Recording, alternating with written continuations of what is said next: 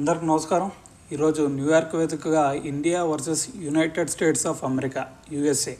So ఈ match అయితే జరగబోతుంది. అయితే ఈ మ్యాచ్లో ఎవరు గెలుస్తారు అంటే ఖచ్చితంగా ప్రతి ఒక్కరు చెప్పేది ఇండియానే. సో అయితే ఎవరు గెలుస్తారని పక్కన పెడితే ఈరోజు ఎవరు గెలిచినా కానీ సూపర్ ఎయిట్లోకి అయితే ఎంటర్ అవుతారు. కానీ ఈ గ్రూప్లో మనం అనుకున్న ఫస్ట్ అనలైజ్ చేసింది ఫస్ట్ ఇండియా వర్సెస్ ఇండియా అలాగే పాకిస్తాన్ మాత్రం సూపర్ ఎయిట్కి వెళ్తాయని అయితే అనుకున్నాం. కానీ మొన్న పాకిస్తాన్ యూఎస్ఏ మీద ఓడిపోవటం వల్ల ఇప్పుడు యూఎస్ఏకి అయితే ఎక్కువ ఛాన్సులు ఉన్నాయి సూపర్ ఎయిట్కి వెళ్ళే ఛాన్సెస్. సో మన పాకిస్తాన్ కనుక యూఎస్ఏ మీద బీట్ చేసినట్టయితే ఖచ్చితంగా ఇండియా వర్సెస్ పాకిస్తాన్ వెళ్ళేది. కానీ ఇప్పుడు టఫ్ సిచ్యుయేషన్ ఉంది. మరి ఈరోజు ఎవరు గెలిస్తే ఇండియా గెలిచినా సూపర్ ఎయిట్కి వెళ్ళిపోయింది, దాని తర్వాత యూఎస్ఏ గెలిచినా సూపర్ ఎయిట్కి వెళ్ళిపోయింది. సో కాబట్టి ఈరోజు ఖచ్చితంగా మనకు తెలిసినంత వరకు ఇండియానే గెలిచిద్ది. సో ఇండియానే సూపర్ ఎయిట్కి వెళ్ళే ఛాన్స్ అయితే ఖచ్చితంగా ఉంది. కానీ పాకిస్తాన్ కూడా ఈరోజు కెనడా మీద అయితే మ్యాచ్ గెలిచింది. సో వాళ్ళు థర్డ్ ప్లేస్లో ఉన్నారు. సో దాని తర్వాత ఈరోజు కనుక మన వాళ్ళు గెలిచి దాని తర్వాత ఐర్లాండ్ మీద యూఎస్ఏ ఓడిపోతే మళ్ళీ ఖచ్చితంగా ఇండియా వర్సెస్ ఇండియా పాకిస్తాన్ మళ్ళీ సూపర్ ఎయిట్గా వెళ్ళిపోతాయి. సో అయితే ఈరోజు సిచ్యువేషన్ మన మ్యాచ్లో చూసుకుంటే మరి అంత తక్కువ అంచనా కూడా యూఎస్ఏని వేయకూడదు ఈరోజు మ్యాచ్లో.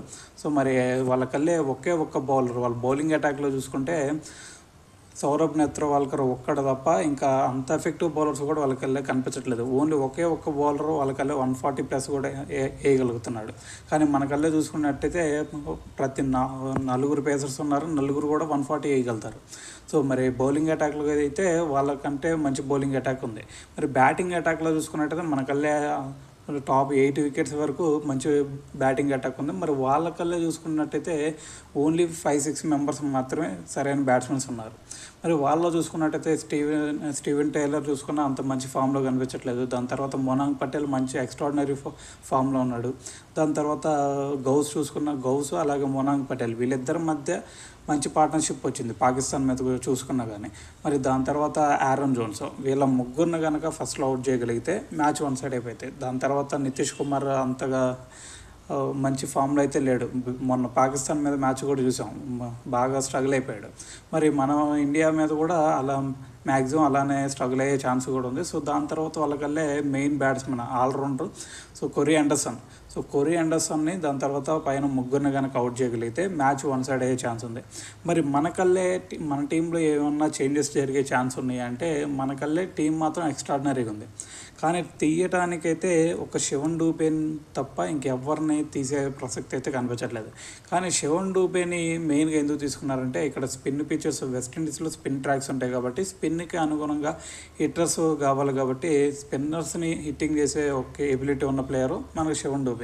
మరి ఇప్పుడు చూసుకున్నట్టయితే ఇక్కడ ఈ న్యూయార్క్ పిచ్లో అసలు స్పిన్నర్స్కి అంతగా అనుకూలించట్లేదు, ఓన్లీ పేస్ బౌలర్స్కే ఇది మంచిగా అనుకూలిస్తుంది. సో దాని తర్వాత సూపర్ ఎయిట్కి వెళ్ళిన తర్వాత సూపర్ ఎయిట్లో అయితే వెస్టిండీస్లో ఆడాల్సి వచ్చింది. అక్కడ ఏమన్నా యూజ్ అవుతాడు శివన్ డూబే. మరి శివన్ డూబే ఇప్పుడు మంచిగా ఆడట్లేదు అని చెప్పేసి అతని ప్లేస్లో తీసుకొచ్చి సంజు శాంసన్ ఏమన్నా ఆడిచ్చే ఛాన్స్ ఉన్నాయా అంటే ఉన్నాయి. మరి తీసుకొస్తారా లేదా అంటే కూడా చెప్పలేం. ఎందుకంటే మరి శివన్ డూబే రేపు సూపర్ ఎయిట్కి వెళ్ళిన తర్వాత అక్కడ స్పిన్నర్స్ని ఆడాలి కాబట్టి బిగ్ హిట్స్ కావాలి కాబట్టి సో అతని నుంచి ఖచ్చితంగా తీసుకొస్తారు. ఈ మ్యాచ్ కూడా శివన్ డూబే ఆడే ఛాన్సెస్ అయితే ఎక్కువ ఉన్నాయి. మరి దాని తర్వాత శివన్ డూబేలో ఒక మైనస్ కనిపిస్తుంది ఏంటంటే మనకి ఫీల్డింగ్ సరిగ్గా చేసే ఆల్రెడీ మనం చెన్నైలో చూసాం తనని ఇంపాక్ట్ ప్లేయర్గా తీసుకొచ్చేవాళ్ళు. ఫీల్డింగ్ అయితే అతను చేపించేవాళ్ళు కాదు, ఎందుకంటే ఫీల్డింగ్లో అంత ఎఫెక్టివ్గా ఉండేవాడు కాదు కాబట్టి. సో ఇప్పుడు జరిగింది కూడా అదే, మనం ఒక క్యాచ్ కూడా డ్రాప్ చేశాడు రిజ్వాన్ది. సో అతన్ని పక్కన పెట్టే ఛాన్స్ అయితే కనిపించట్లేదు. కానీ ఇంకా ఛాన్స్ ఇచ్చి ఈ ఒక మ్యాచ్ అయితే ఖచ్చితంగా ఛాన్స్ ఇస్తారు ఈరోజు మ్యాచ్. మరి ఈరోజు ఛాన్స్ ఇచ్చి దాని తర్వాత సూపర్ ఎయిట్లోకి వెళ్ళే లోపు అతనికి ఏదన్నా కొంచెం మంచి ఫామ్ అందుకుంటాడా లేదా అనేది మాత్రం ఖచ్చితంగా ట్రై చేస్తారు. కానీ ఇప్పుడు కనుక ఈరోజు మ్యాచ్ కనుక సరిగ్గా పర్ఫామ్ చేయకపోతే ఖచ్చితంగా అతని ప్లేస్లో సంజు శాంసన్ తీసుకురావటమే కరెక్ట్. సో దాని తర్వాత చూసుకున్నట్టయితే మన పేస్ అటాక్లో 2 మ్యాచ్లు చూసుకున్నా బుమ్రానే మనకి మ్యాన్ ఆఫ్ ద మ్యాచ్గా కూడా నిలిచాడు. మరి ఈ మ్యాచ్ కూడా మరి ఈజీగా వికెట్స్ అయితే తీసేస్తాడు ఈ మ్యాచ్ కూడా మనకు తెలిసినంత వాటికి. సో ఇప్పటి వరకు బుమ్రా మొత్తం 7 ఓవర్స్ వేసినట్టున్నాడు 2 మ్యాచ్ల మీద. 7 ఓవర్స్లో ఓన్లీ 20 రన్స్ మాత్రం ఇచ్చాడు. 20 రన్స్ ఇచ్చి 5 వికెట్స్ తీసుకున్నాడు. సో కాబట్టి 2 మ్యాచ్లో కూడా మనకి బుమ్రాకే మ్యాన్ ఆఫ్ ద మ్యాచ్ వచ్చింది. సో దాని తర్వాత సిరాజ్ వికెట్స్ తీయినప్పుడు కూడా మంచి పర్ఫార్మెన్స్, మంచి ఎకానమీతో బౌలింగ్ చేస్తున్నాడు. సో దాని తర్వాత హర్షదీప్ సింగ్ గురించి కూడా మనకు తెలిసిందే, మంచి ఆర్కర్లు వేస్తాడు. సో బ్యాటింగ్లో కూడా లాస్ట్ పాకిస్తాన్ మీద మ్యాచ్ బ్యాటింగ్ కూడా చాలా కాన్ఫిడెంట్గా ఆడాడు. సో వీళ్ళ ముగ్గురులో అయితే చేంజెస్ అయితే చేసే ఛాన్స్ లేదు. సో దాని తర్వాత హార్దిక్ పాండే కూడా బ్యాటింగ్లో అంత ఆకట్టుకోకపోయినా బౌలింగ్లో మంచి బౌలింగ్ చేస్తున్నాడు. సో దాని తర్వాత అక్షర్ పటేల్ని తీసే ఛాన్స్ లేదు, ఎందుకంటే లాస్ట్ మ్యాచ్లో మంచి ఇన్నింగ్స్ ఆడాడు. సో దాని తర్వాత జడేజాని ఎలాగో తీరు, మరి ఇంకా తీయాల్సింది ఓన్లీ శివన్ డూబే ఒక్కడ మాత్రమే చేంజ్ అయ్యే ఛాన్స్ అయితే ఉంది.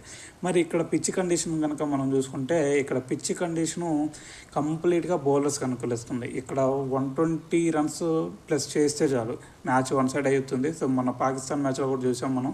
సో 119 కొట్టినా కానీ 120 మన వాళ్ళు కొంచెం ఇబ్బంది పడతా కొట్టారనుకో.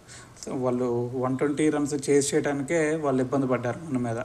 మరి ఇలాంటి పిచ్లో ఈరోజు 120 కనుక చేస్తే ఖచ్చితంగా మ్యాచ్ వన్ సైడ్ అనేది చెప్పాలి. సో దాని తర్వాత ఇక్కడ పిచ్ కండిషన్ చూసుకున్నట్టయితే ఎవరైతే ఇక్కడ చేజ్ చేస్తున్నారో వాళ్ళకి ఎక్కువగా అనుకూలిస్తుంది.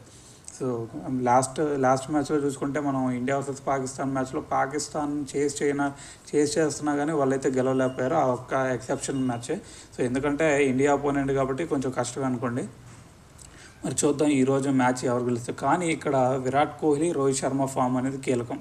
మరి ఈరోజు విరాట్ కోహ్లీని వన్ డౌన్ ఆడిచ్చి లేదంటే జైస్వాల్ని ఏమైనా తీసుకొస్తారా అంటే అక్కడ ఛాన్స్ కూడా చాలా కష్టం. ఎందుకంటే అక్కడ జైస్వాల్ని తీసుకొస్తే ఇక్కడ ఒక ప్లేయర్ని డ్రాప్ చేయాలి, ఎవరిని డ్రాప్ చేస్తారో చెప్పలేం.